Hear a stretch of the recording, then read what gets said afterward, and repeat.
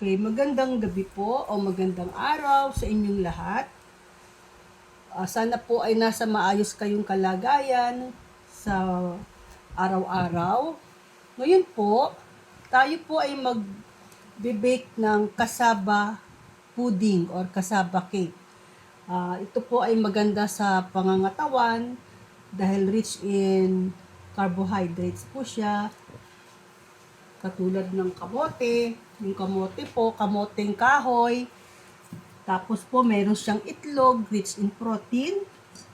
Tapos po, ang gatas, rich in protein din po. Keso, ang keso rin po ay rich in protein. Saka sa calcium. Ito po ang gagamitin nating keso. Ito po. Tapos po, butter. Gamit din po tayo ng butter. Ito po. Kahit na anong klase pong butter, pwede. At kahit ano rin itong klaseng keso, pwede rin po. Yun po ang itatapping natin mamaya sa cassava pudding. Tapos po, meron din akong makapuno. Instead na nyog ang, what's this, buko, makapuno ang gagamitin ko. Dahil wala akong nakitang nyog sa palengke. So, gagamit din po tayo ng brown sugar. Pagkatapos po, vanilla. Gagamit din po tayo ng vanilla. Okay po. So, aking po munang babalatan ang kamoteng kahoy. Pagkatapos ko pong balatan, ito po ay gagadgarin ko po o gagamitan ko po ng panggadgad. Katulad po nito. Ganito po yung gamit ko dun sa first episode ko po ng ube, halaya. Kaya ito po ang gagamitin ko rin sa paggadgad ng kamoteng kahoy.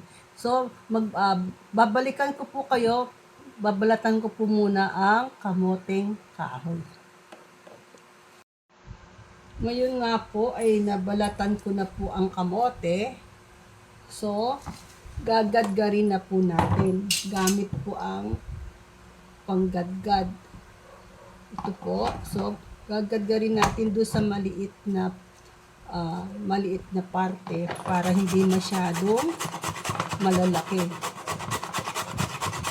Okay po.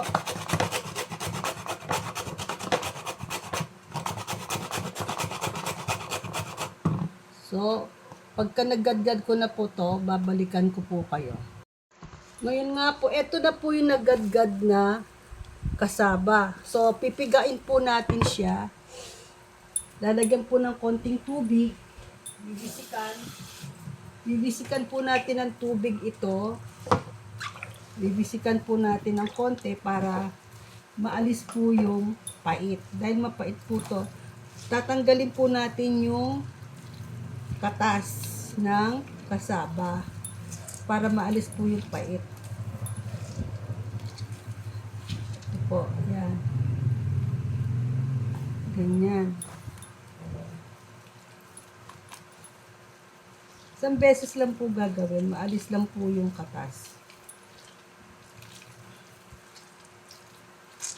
Yan po.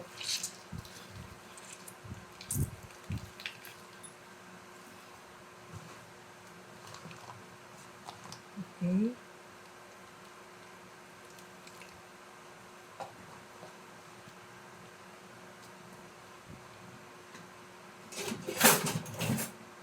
Sasalain para makuha ang lahat.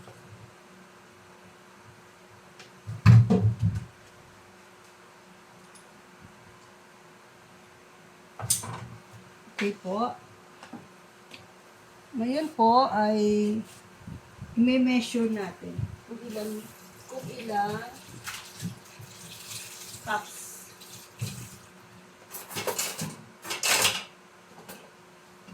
Measure po natin kung ilang cups po itong ating cassava na nagadgad. Okay? Siguro 2 cups na.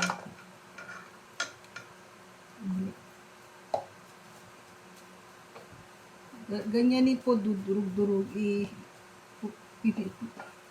Press po natin para matama ang pag-measure. Ganyan po, okay? Ngayon po, titingnan natin kung ilang cups po ang nagawa natin. Repress po ninyo para po eksakto ang measurement. Ayan po. 1, siguro 2 cups lang po to. 2 cups na lang. 2 cups lang yung nakuha ko dun sa kamote, kahoy. Okay, 2 cups ko lang. Okay po. So, lalagay po natin siya ng 4 na itlog. Pero kulang po ng, dapat po 3 cups to 2 cups lang po ang nangyari dun sa kasaba. So, babawasan natin ng isang itlog.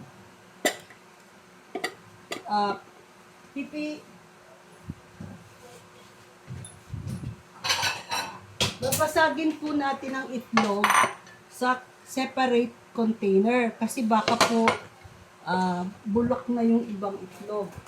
To be sure po para hindi masayang yung mixture dito. So, separate po natin siyang babasagin. 3 lang po dahil kulang po ang ating kasaba. Okay po. So, okay po yung itlog. So, okay po ang itlog. So, 3 itlog lang.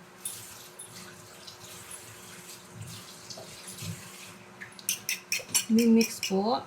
Meron po tayong pang-mix. Bibit po natin siya. Okay, ibibit po ng konti. Ganyan. Okay po, nabit na yon. Tapos po, ihalo na natin sa kasaba. Ngayon po, lalagyan natin siya ng konting makapuno. Sana natin. Maglalagay lang po tayo ng ilang kutsarang makapuno. Padagdag din po ng lasa. Mga 2 kutsara lang. Tapos po, butter. Pwede rin po yung butter i-melt natin. Pero, to save time po, huwag na natin i-melt. Pwede naman po ihalo dito. So, 3 kutsara lang po. 1, 2, 3. Butter po ang gamit ko. Haluin.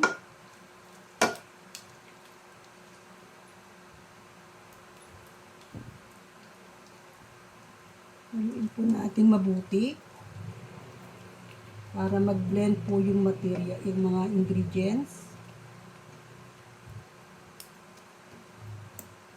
Tapos po, lalagyan natin ng vanilla.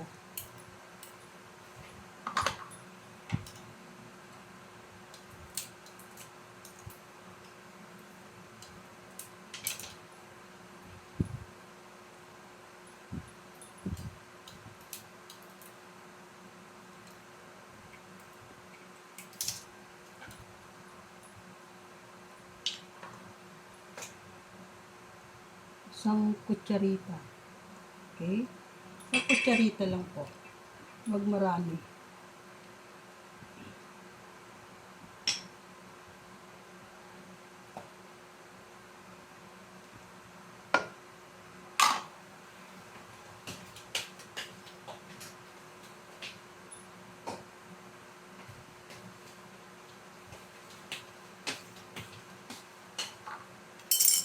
Isang tasang gatas.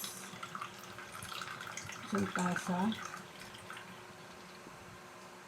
Okay po. Okay. Haluin.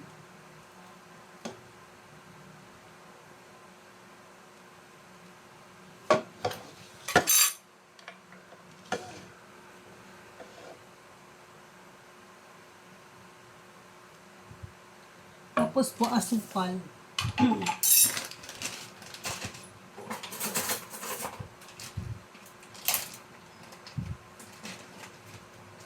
Yung asukal po, nasa sa inyo yun kung gusto po ninyo ng matamis. Pero ako po, ayoko masyado matamis. So, kukuntian ko lang po. Siguro 3 kutsara. O 4 na kutsara. Pagkatapos po, kasi mamaya lalagyan pa natin siya ng condensed milk sa ibabaw. Kaya tatamis po yun masyado. Pag nilagay mo ng maraming asukal. So, 3 kutsara lang po asukal. May butter na tayo. Itong condensed milk po, mamaya po to sa toppings. Okay po.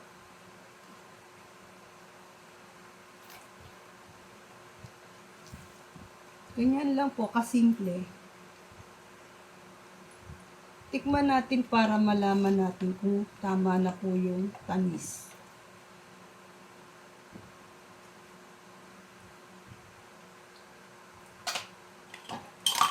O, konti. Dadagdagan ko po ng asukal. Nagdagdag ako dalawa pa. Medyo kulang pa.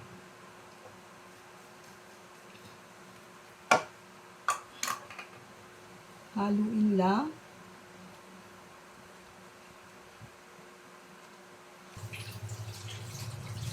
Tikman ulit natin kung tama na yung tamis.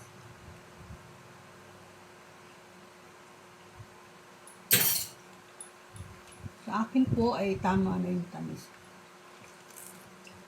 Dahil mamaya, sa toppings po, dalagyan natin ng condensed milk.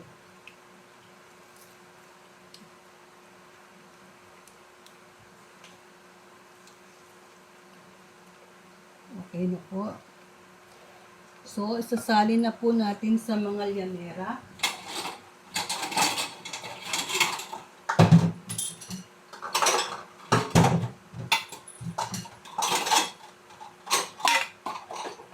Yung llanera po, dapat po ay lalagyan ng butter. Wala naman pong butter, margarine. So, lalagay ko po siya ng butter. Papahiran ko ng butter. Yung bawat llanera. Para dumikit yung mixture ng kasaba. Ganito po, lalagyan nyo siya ng butter. Yan po. Simple lang po. Yan.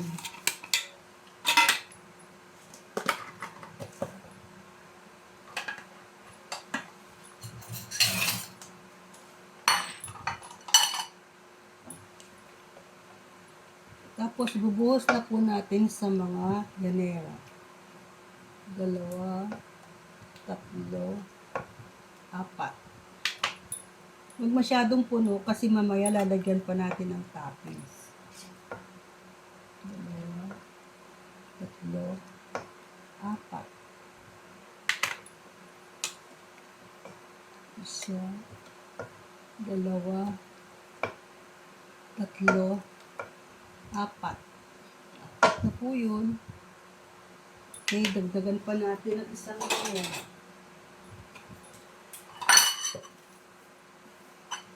Pahiran din po ng butter. Pahiran ng butter para maging 4 na llanera.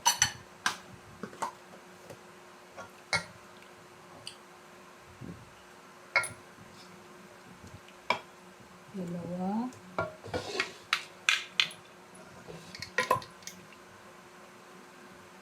Tatlo.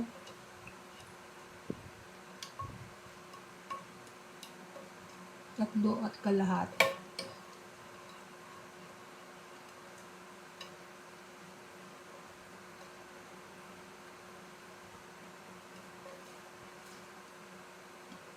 Yan na po.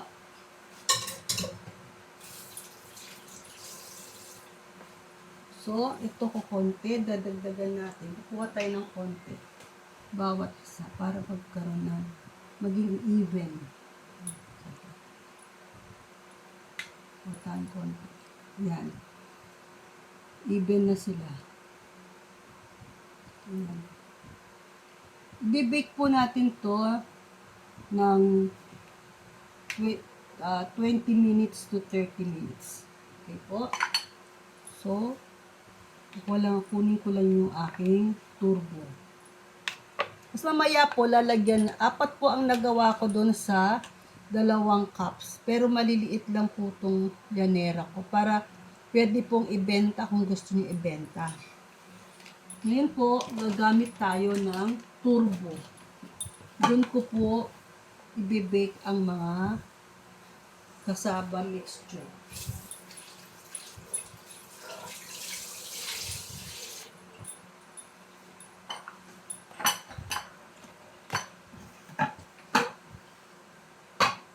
Gagamitin ko po ang turbo. Ito po yung aking turbo. Yan po.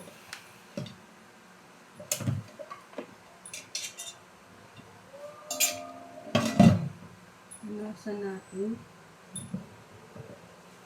Okay. Maglalagay tayo ng ilan. Kasya na kaya ang 4? Kasya ang 4.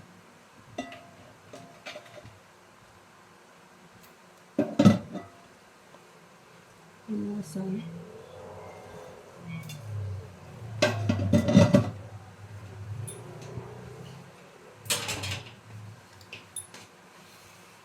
So, narito na po. Ayan po. Siset ko po siya. Sa huwag masyadong mataas na temperatura. Okay, 15 minutes po. So 15 minutes ko siya nilagay.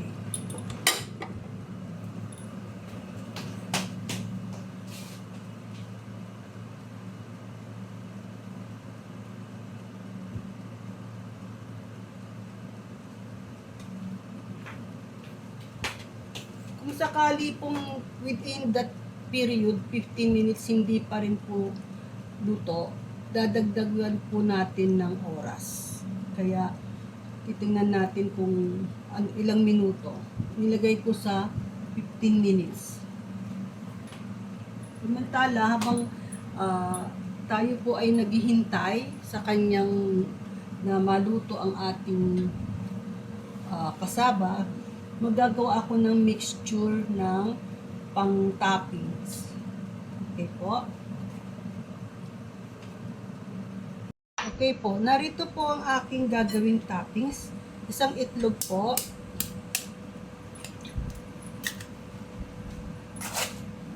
Pagkatapos po, isang cup ng coconut cream.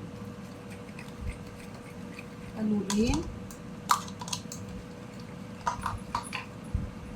At condensed milk din po.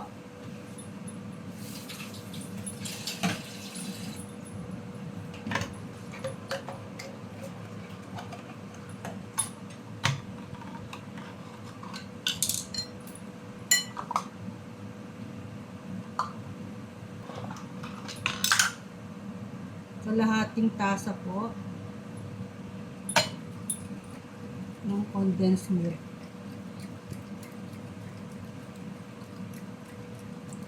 Pagkatapos po nito, titikman natin para matiyak natin na matamis po siya.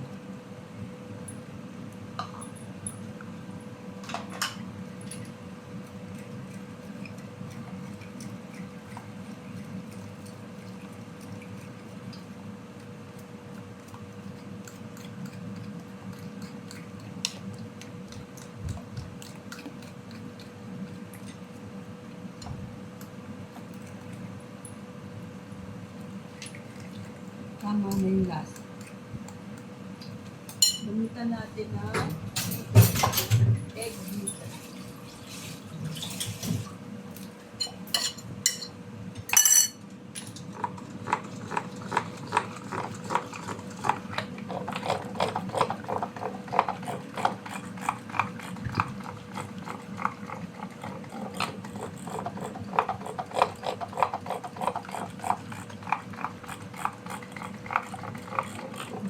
po hanggang siya ay maging smooth yung kanyang mixture.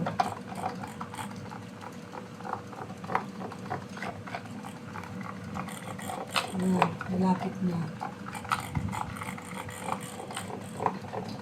Pagka makita nyo na po na yung mixture nag-blend na po yung mga yung nyog, yung coconut cream, gatas at itlog.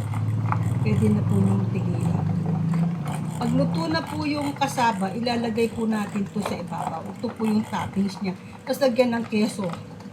Pwede rin pong lagyan ng makapuno yung ibabaw.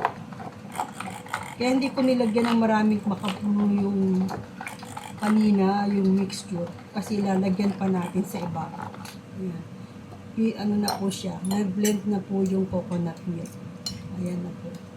Kita po nyo. Pero may konti pa. Matutunaw naman yun. Dagdagan po natin ang beating nito. Kasi parang meron pa ito.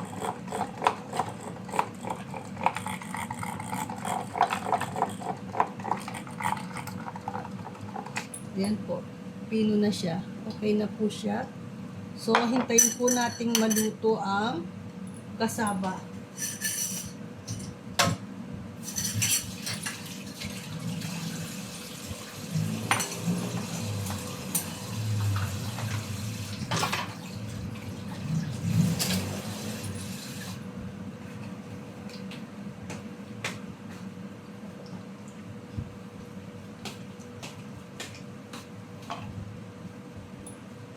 Hintayin po natin maluto ang kasaba. Okay po, babalik po tayo after 20 minutes siguro. Okay po. Okay, ngayon nga po ay ating itetest kung yung pong kasaba ay luto na. Check ko po. Tutusukin po natin ng toothpick. Okay, wala na po. Ayan po, clear na siya. Clear na siya. Okay. So, ang gagawin po natin ngayon ay lalagyan na natin ng toppings. Lalagay ko po yung toppings. Para iluto ulit siya. Ibebake ulit siya.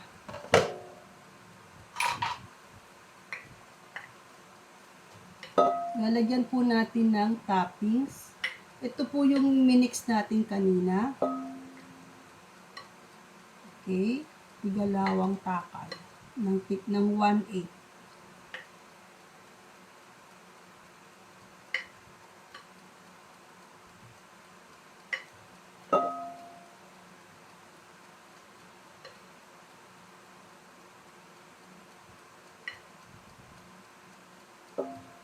Dagdagan natin yung isa lang.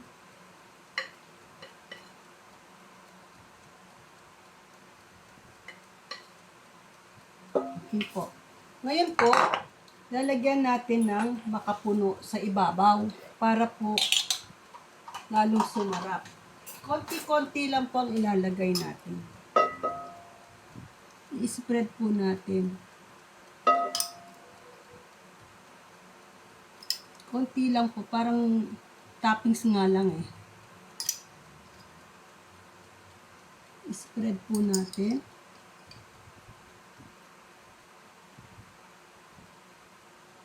Dagdagan natin to.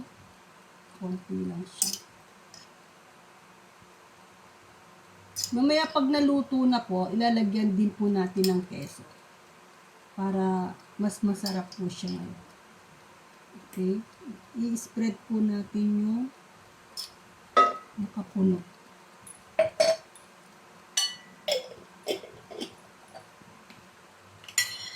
Ngayon po, iluluto na natin ang toppings na mixture kanina.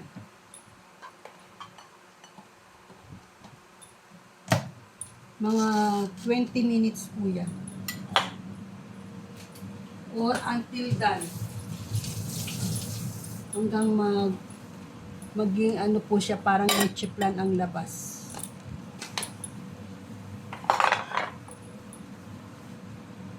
Okay po, babalik po tayo.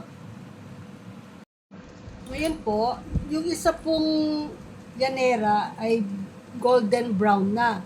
So, pwede na po natin siyang hanguin. Lalagyan natin siya ng keso. Okay po. Tanggalin na natin siya dahil siya ay luto na. Ito ang isang ito.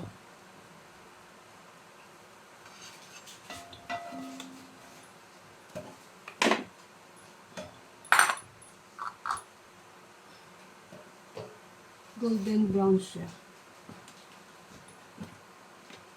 Okay, pwede na po siya. Tapos po ito yung kaninang sumobrang toppings. Pwede po natin siyang i-bake din. Tingnan natin. Magiging leche flan po siya. Yun yung sumobra kanina na toppings. So, ito po muna itetest natin dahil siya po ay brown na. Baka ma-over-bake siya. Yan, wala na po siyang hindi na po siya basa. So, ibig sabihin po nito, ito po ay luto na. Yung iba po, hindi pa masyado. Ito po, ito luto na. So, pwede na po natin siyang lagyan ng keso sa ibabaw. Yan po ang pinaka-decoration niya, toppings. Yung keso. Pwede rin po itong pang negosyo. So, kung susumahin po ninyo, ang isang yanera po ay maaring 80 to 100 pesos. Okay, ito na po yung finished na product. Ito na po yung nagawa natin sa araw na ito. Mainit pa. Mamaya pag medyo malamig na, ay titikman po natin. Ito po siya. Pag malamig na po siya, titikman natin para malaman natin kung tayo ay successful sa ating pagbe-bake ng kasaba. Okay po.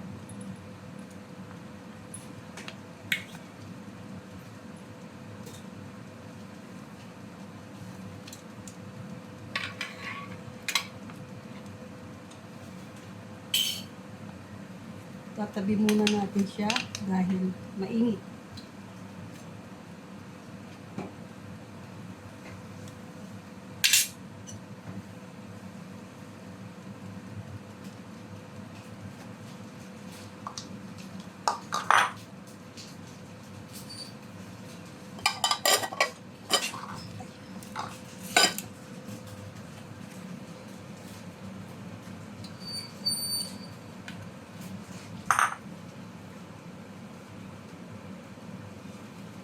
Mainit pa.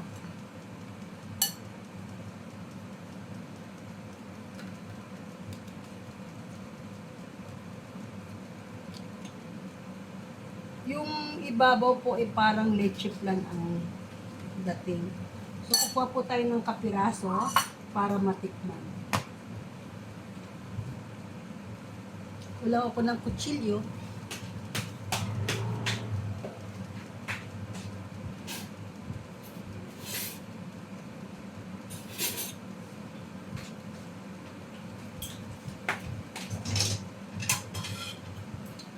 Tikman po natin yung isang naunang naluto. Ito po, titikman muna natin itong naunang naluto. Kung ano ang lasa.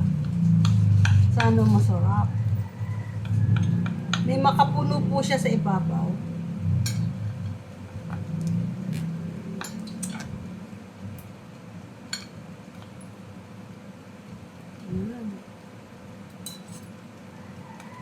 Sarap nito. Very rich po siya. Tikman natin.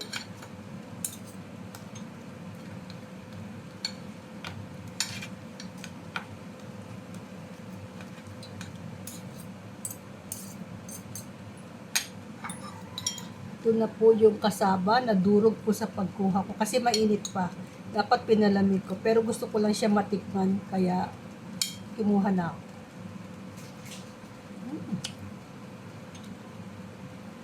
Ang sarap. Lasang leche flan yung toppings. Subukan po ninyo to.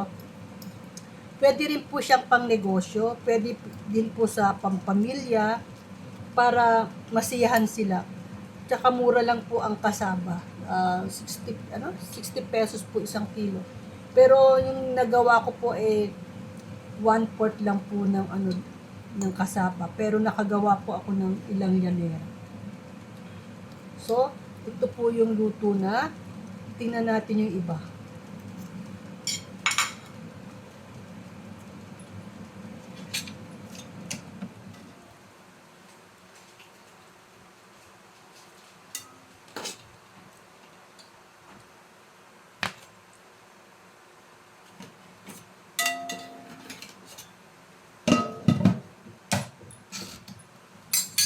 Ito na po yung naluto ngayon.